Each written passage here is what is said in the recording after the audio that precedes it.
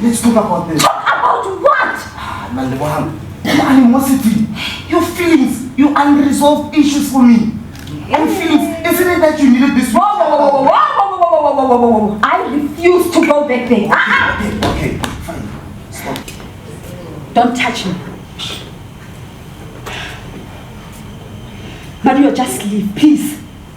Leave. Lebo, I'm sorry, man. See, the thing is, I never expected your uncle to want so much money for a while, man. So you really want to go back there? Yes. Mario, this had nothing to do with the lobola or my uncle's money. You are just a coward. What a waste of breath. Mario, go. I loved you. I gave you my heart. I opened my heart to you in a way that I have never ever given it to someone else. I was prepared to love you with all your faults. You wanted to control me, Lebohang. What? Mario, all I did was to introduce you to my friends, the family and the professor. You see the one? There you go again with your professor. Your professor this, your professor that. That was the only thing that was certain about you. Your love for the professor. That is just below the belt and so untrue. Viewers at home, welcome to another episode of The Truth in Love with me, Dima Inspire. Today I have with me here a very beautiful person. She's a wife, she's a mother, she's an actress, and she's the daughter of the Most High. Help me welcome Thato Kraal. So Thato Kraal, where does the love for arts come from?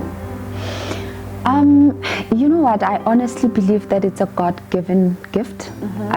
Because for as long as I can remember, I've always been a performer. You know, even when I was a child, I was always the center of attention. I was either singing, dancing, or acting. You know, I would mimic people. So I honestly believe that it is a God-given gift. It's something that I was born with. I can't say that I saw someone do it and then I fell in love with it. No, it has always been in me. Wow, amazing. So growing up, obviously you have parents. They would ask you questions like, what do you want to be, Thato, when you grow up? So what was at the back of your mind? What is that one answer that you would always give when you were asked this question? You know what, funny enough, none of my parents ever asked me that question. However, the question was so popular at school, right? Amongst us as the peers when I was in primary school. So I'd always say that I want to be a lawyer when I grow up, right? Why? Because saying you want to act or you want to sing or you want to dance, you know, it felt far-fetched. Yes, right? especially in the black community. Exactly. It was more like, what? You want to do what? You know what I mean? And it also looked impossible for a black child to actually grow up and be those things, right, at that time. So I'd always say that when I grow up, I want to be a lawyer. You know, even though deep down I knew what I wanted to be when I grow up, but just so that I can fit in with other kids who said I wanted to be a doctor or I wanted to be a policeman, I wanted to be a nurse. So I was like, oh, okay, I want to be a lawyer when I grow up. Well, I think it's something that most black kids can relate to. Definitely. So obviously you've done some work, right? Some acting work. So what are some of the characters that you would say that this one was my favorite character to play? Okay, so we did, do you see how I'm even changing my seating? Because I'm very excited about this one. So we did a play called Nomsa Jesus and the Unmentionable Thing, right? And then I played two characters. I played a nurse and then I also played a drunkard. Sure. I did not really enjoy playing a nurse because she was this kind human being and it felt more like I was playing myself. However, the drunkard for me was very interesting, and I enjoyed very challenging. So I enjoyed playing that, you know. And she was loud, she was a dancer, obviously she was a drunkard. I don't drink in reality. I hate alcohol. I cannot even stand the smell of alcohol, but playing that character for me was absolutely amazing because it challenged me, you know, as an actor. And also it took me back home. You know, I don't know if it makes sense. It took me back home because I would always think of some of my family members and some of the people that I saw in my community, how they acted when they were drunk. So that's where I took everything that I did. I took from all of that, everything that I have witnessed when I was growing up. So it was interesting, and it was challenging, and I loved playing that character. So to this day, I would say that was my most interesting and favorite character to play. Wow, that was. So what do you find most interesting about acting? I think having to bring different characters to life, because you never just play one character, right? Today you are a nurse, tomorrow you are a drunkard, the next day you are a lawyer. You know, that for me is very interesting, having to play different characters, or having to bring different characters to life. For me, that is very interesting. Yeah.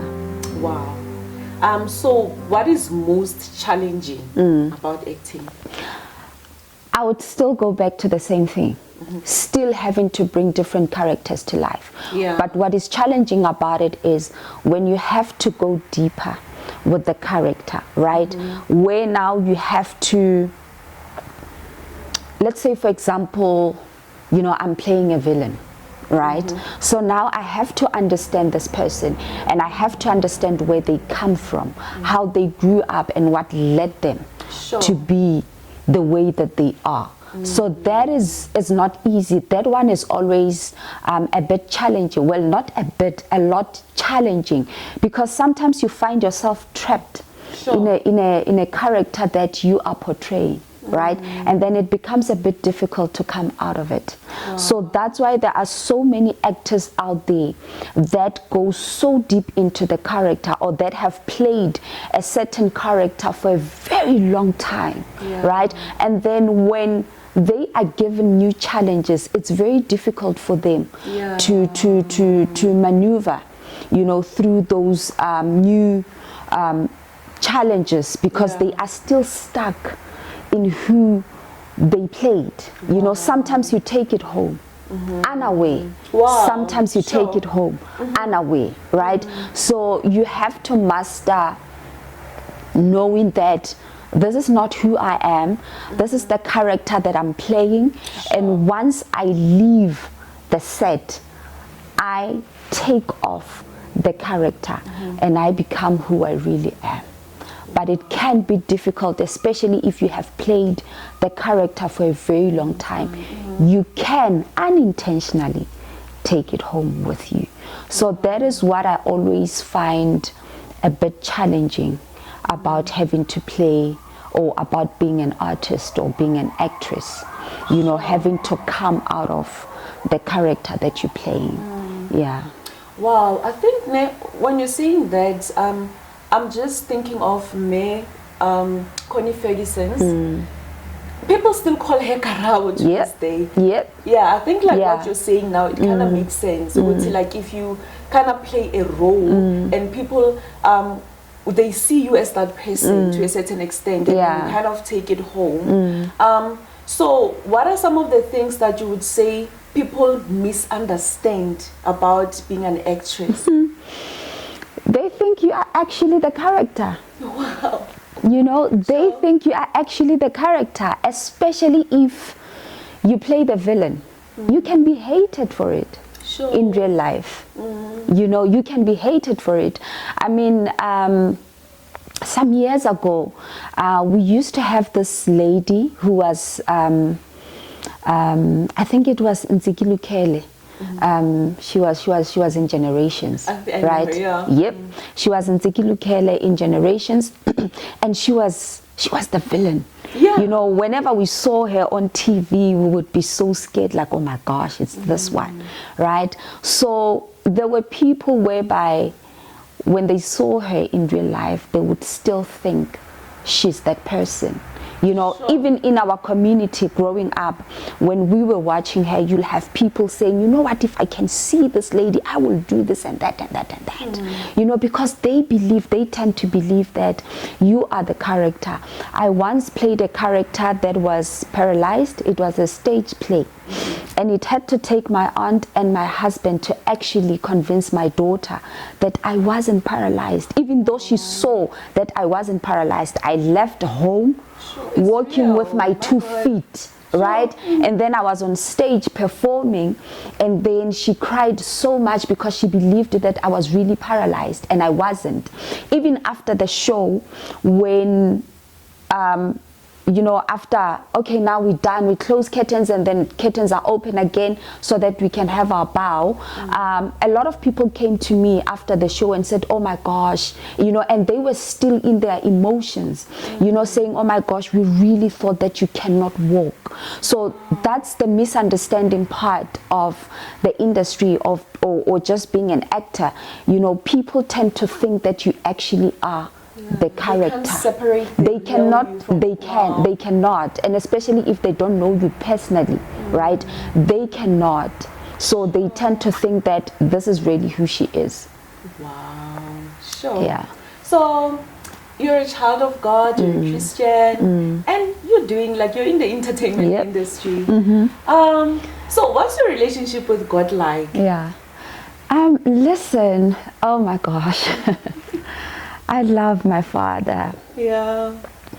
I love my father. I mean, you know, I am who I am today because of God. Yeah. You know, when it comes to God, it's so impossible for me not to be emotional. When I think of where He has taken me and where He has put me, right?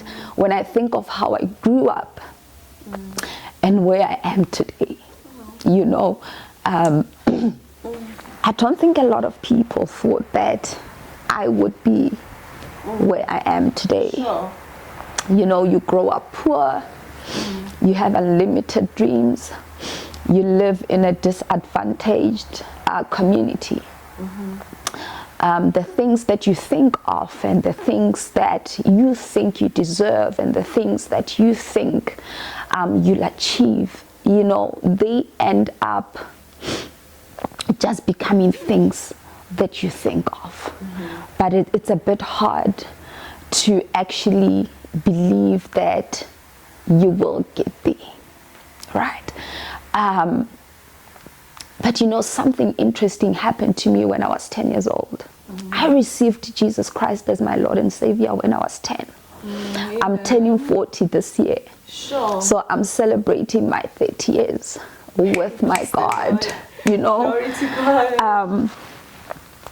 There was just something that really drew me closer to God. Sure.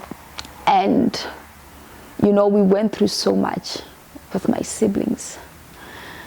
I went from just being a child to quickly having to parent my siblings at the age of 10. Jesus. Because my mom decided to up and leave. And when I was 12, my mom passed away. But then she did not pass away while she was staying with us. Sure. She passed away while she was still missing, if I may put it like that, because we did not see her for 2 years, and then we only got to see her 2 years later when she was in her coffin, and Saturday it was her funeral. So I had to learn to be a mother at the age of 10. And I remember one day, you know, there was this man of God. He was an evangelist. He was praising and worshiping in the street. And he had people that he was with that were singing, you know, and worshiping. And the song drew me. Something in me said, this is where you belong. And I remember I went there and I joined them.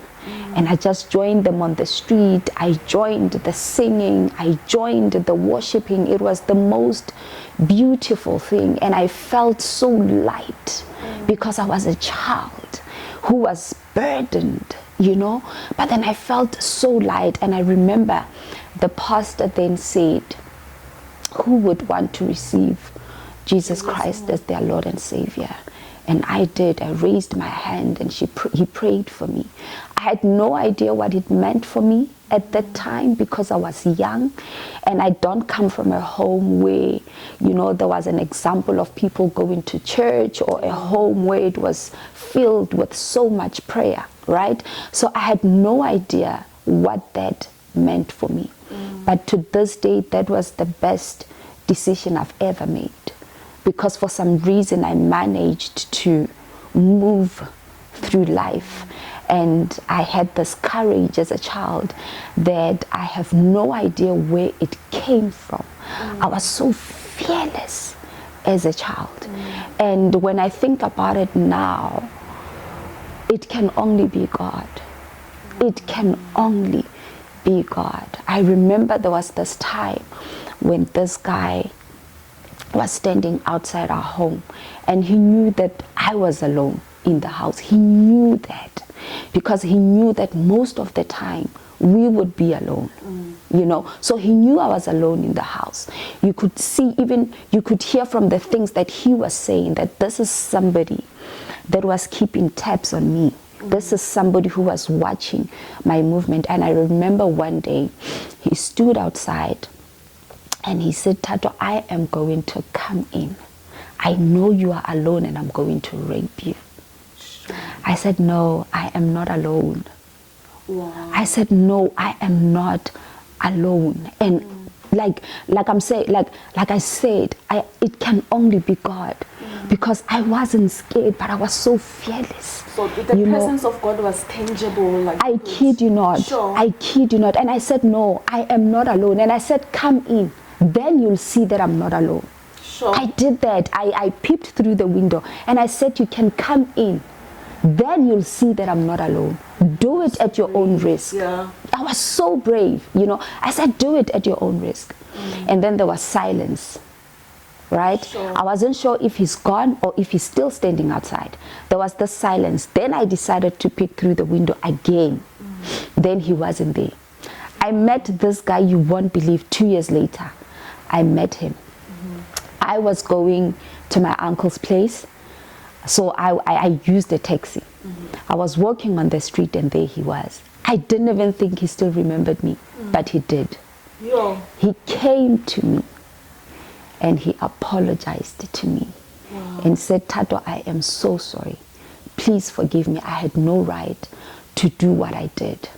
I don't know what happened. But then he said, funny enough, the following day I went to church and I actually gave myself my life to Christ. Wow.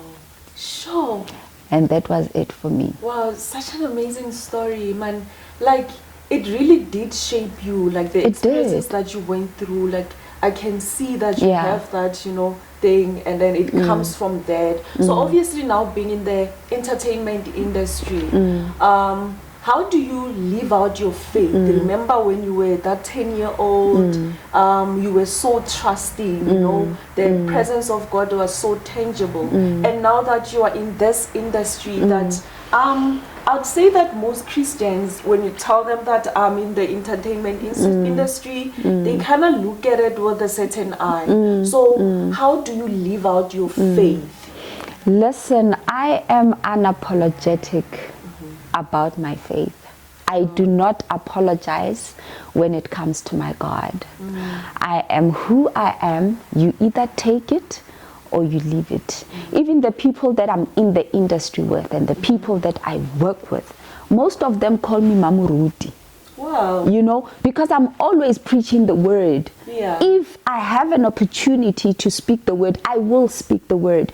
And the thing is, talking about God has become my language. Wow. You know, I cannot express myself without having to include God in it. I cannot express myself without having to include the Holy Spirit in it. I cannot express myself without having to include Jesus in it. It is my language. It is who I am. And even with my social media, it is very clear about who I am and whose I am. So when I come into contact with you, if you have been through my social media, you already know exactly who I am and whose I am. If I find an opportunity to pray on set, I will pray on set. I'm not ashamed at all of the gospel. I'm not ashamed of my God. Like I said, I am unapologetic about my faith in God and who I am and whose I am. Wow. So even with characters that I get to play, I pick and choose. Nobody tells me or forces me to play a certain character. I pick and choose what I want to play. Right? For me, it's always about, will God be proud of me? Yeah. You understand? When he looks at this production, will he be proud of me? When my husband looks at this production, will he be proud of me? When my kids look at this production, will they be proud of me? When my peers, you know, my friends that have become my family, when they look at this production, will they be proud of me? But also, when I look at the production, will I be proud of myself? Because again, I don't want to play anything that my children cannot watch. Wow. You understand? The minute it comes to a point where it's not age appropriate for my children, wow, then for me it defeats the purpose. Because I want everything that I do for my children to be able to watch. But more than anything, I want everything that I do or every character that I get to bring to life for God to say, well done, my good and faithful servant. Wow. Glory be unto him. Amen. So, are there any major Christian productions that you know of? Because oftentimes on television we see, or you know, the other kingdom is well represented. Very well. Yeah. Yeah. I think for me, the one that stands out for me is War Room.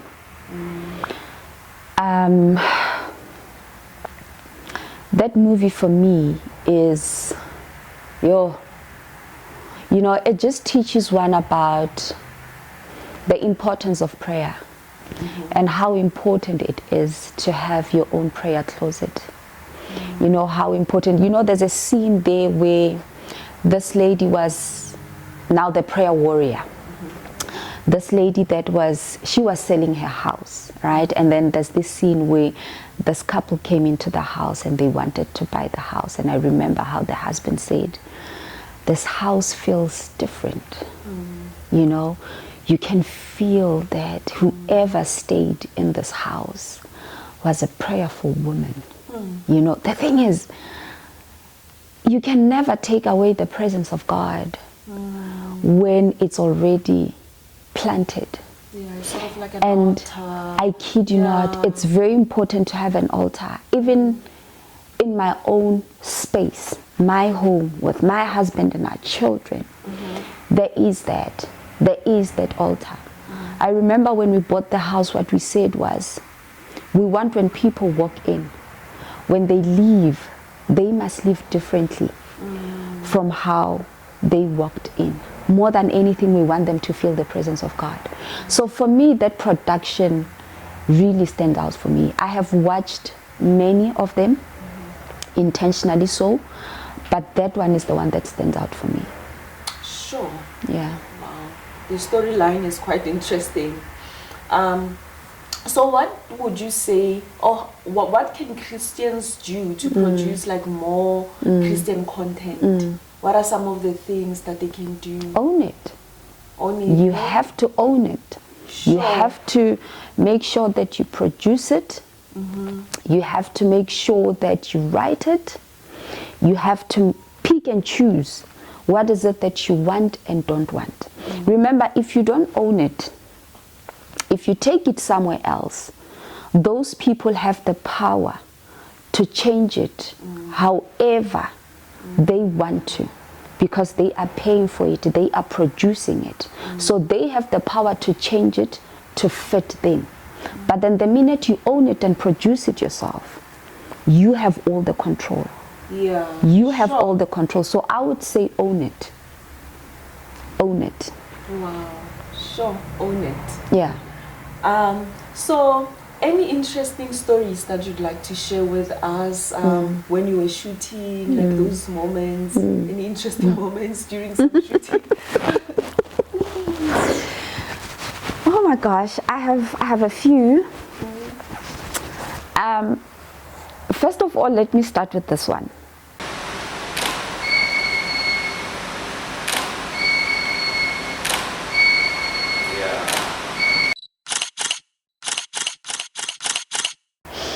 Okay, so there was quite a few interesting stories, or there is quite a few interesting stories that took place on set.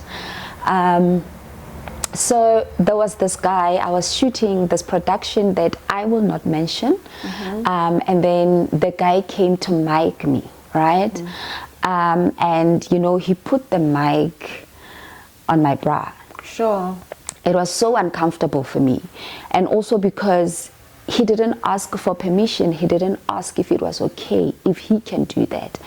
And I remember thinking, couldn't they have assigned a lady to do that for me? Because that would have been, you know, more appropriate and comfortable for me as well, right? And, you know, when he pulled my dress to mic me, you know, there by my bra, you know, I know that he saw my breast. Sure. You know, I know that he did. And that really made me feel so uncomfortable. Yeah, it really made me feel so uncomfortable. And, you know, I didn't even have the voice, you know, to speak up and say, but, you know, is this even allowed? You know, I think I just froze. Sure. You know, I think I just froze. And funny enough, I didn't even tell my husband about it, so he'll be hearing about it for the first time when this is it out. Something that's recent? You know, or it happened last year. Wow, that's so recent. Yeah, it happened last year. But then after that, I made sure that nothing like that ever happens. You know, I made sure that I knew what my rights are when I'm on set, and what needs to be done and shouldn't be done. And if a man tries to mic me, I can always request. I have the right to request for a lady to come and mic me. You know, there was another one who mic'd me here, you know, by my thigh. Wow. You know, that was also very uncomfortable for me, and it was the same side. Sure. So for me, it looked like nobody was thinking of, I don't know, proper ways of doing things, or this is how other productions work. I don't know, because the other things that I saw that were so interesting for me, we normally have wardrobes, right? So there'll be like these small tents where you can go in and close with a zipper to change in there. But I saw other actresses just changing in front of the guys. For them it was okay and it was normal. Sure. You know, so I thought, is this how things are done? You know, can people now just undress in front of guys?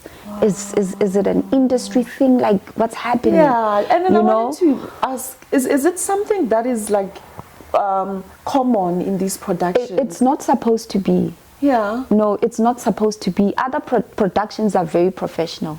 It will never happen. Sure. Right? It will never happen. And I think also it also depends on a human being. You know, and I see how these young stars are so thirsty and so eager to make it into the industry that they're willing to do just about anything. Wow. You know, but it's not the norm. It's not supposed to happen that way. That's not how it's supposed to happen. But I think my favorite thing that happened last year on set with a different production, I met this guy by the name of Adrian. He was 80 something, and I played a nurse. It's a commercial.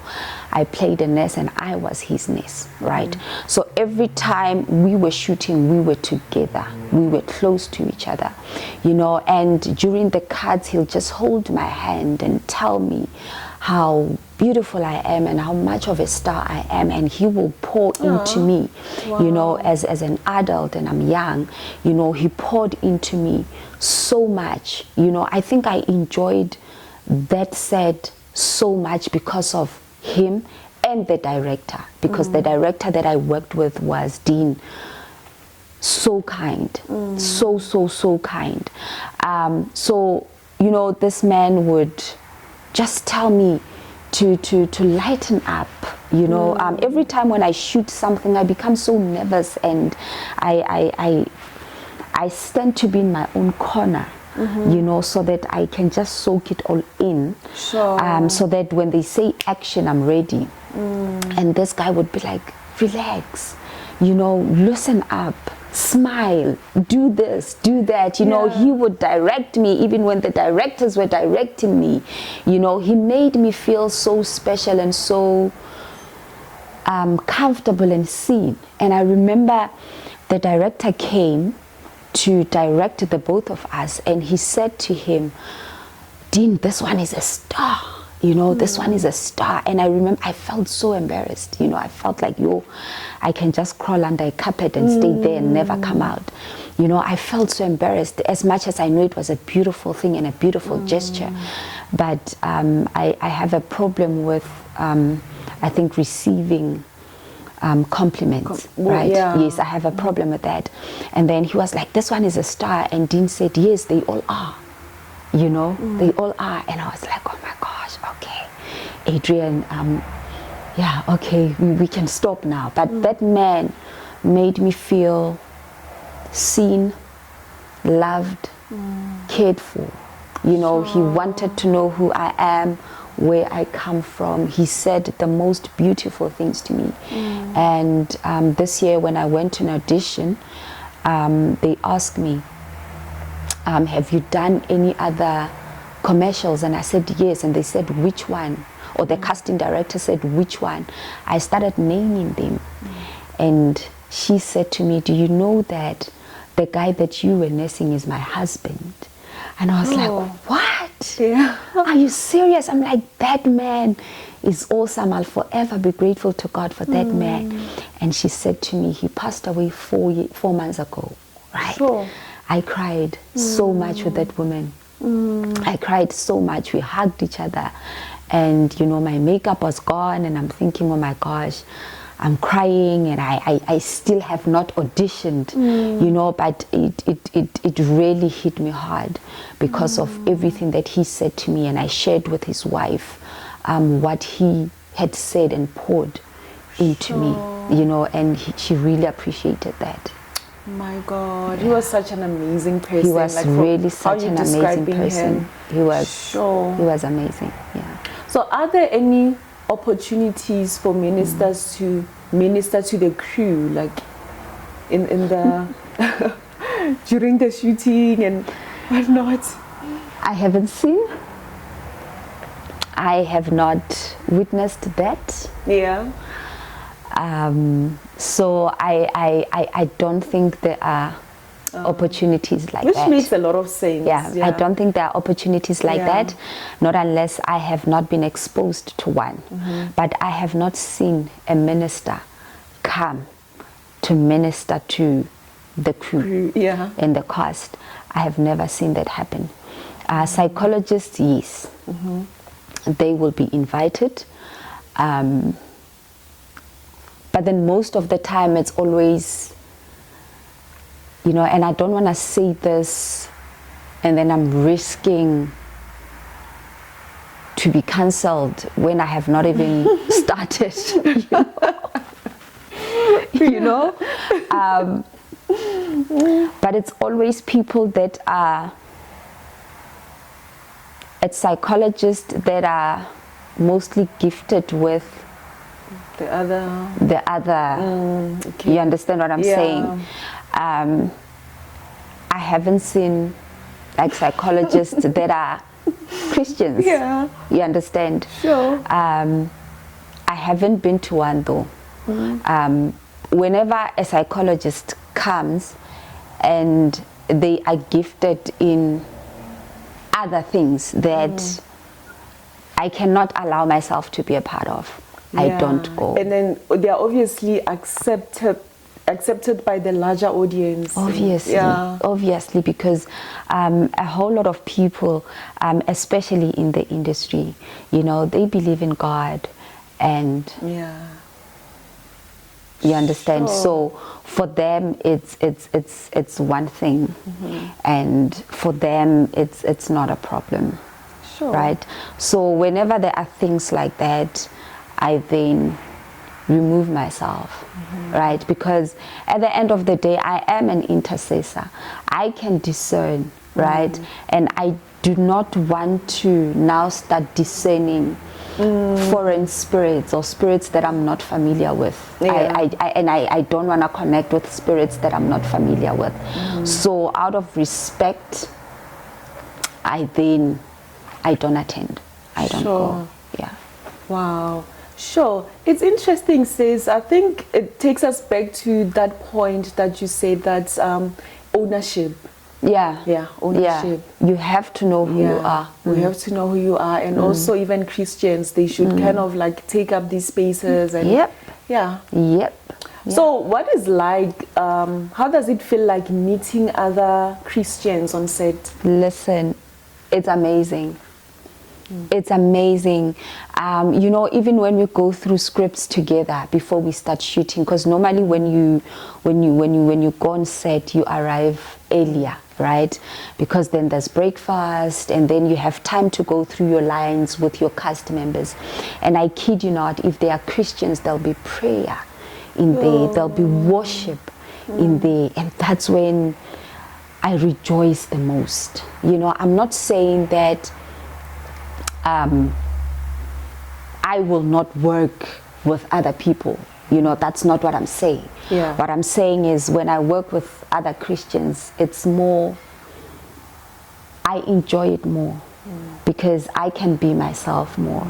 You know, I have people that I can pray with, and I have people that I can worship with, and we feed off each other very nicely because we speak in the same language. So for me, I become mostly comfortable, and I feel at home. Yeah. Sure. So what's next for you? What's next for me? Quite a lot. I would really love to own a production company one day. Jesus. I want to be in charge of my own stories and be in charge of how I want to tell our stories, especially as the Black community, because nobody can tell our stories the way that we can tell our stories.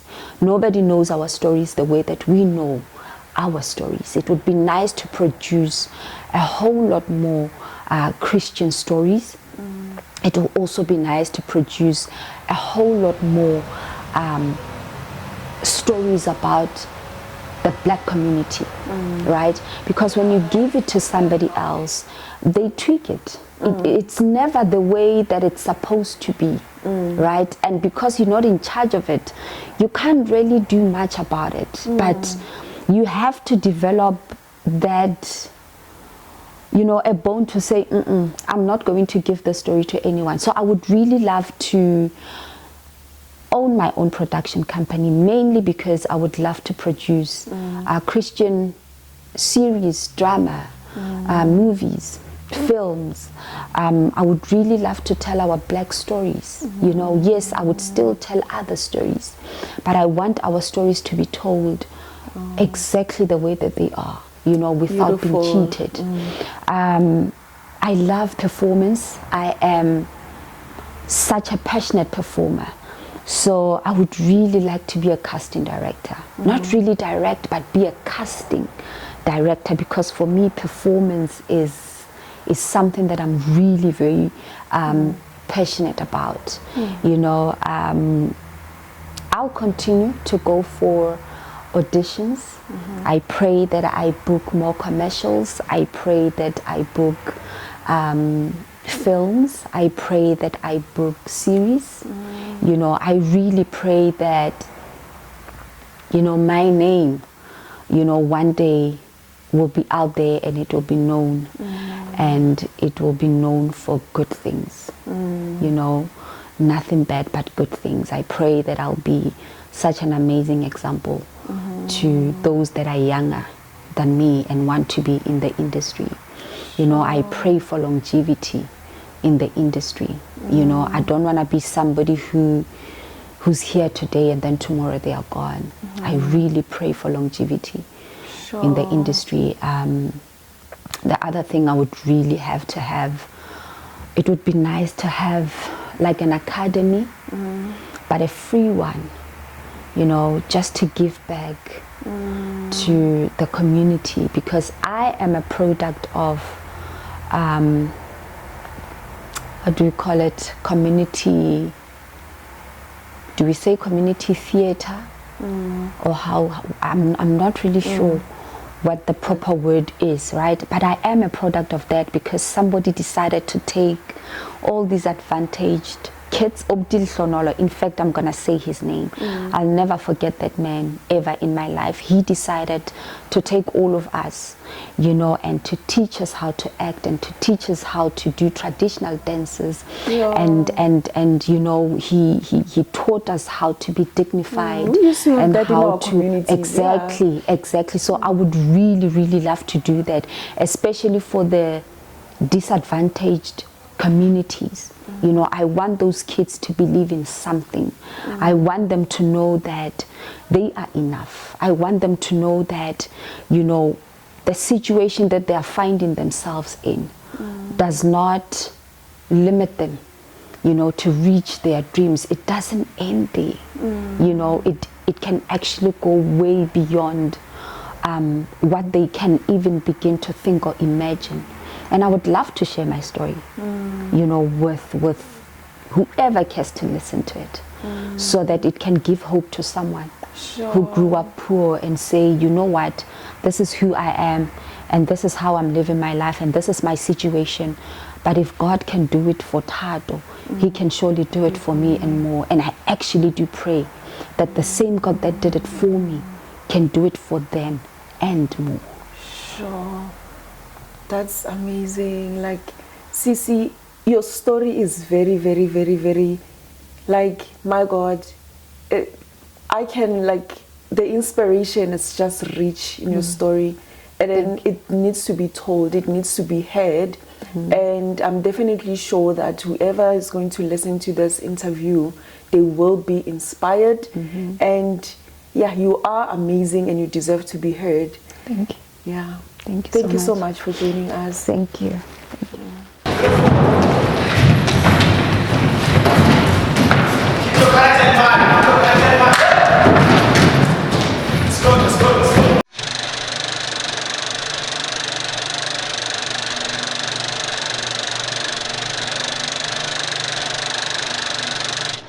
I see it differently, because I feel like being nervous or having anxiety doesn't mean that you're scared or you're not trusting what you do. But for me, it feels like we are nervous because we respect what we do so much that we don't want to go out there and mess up, and we also respect the audience.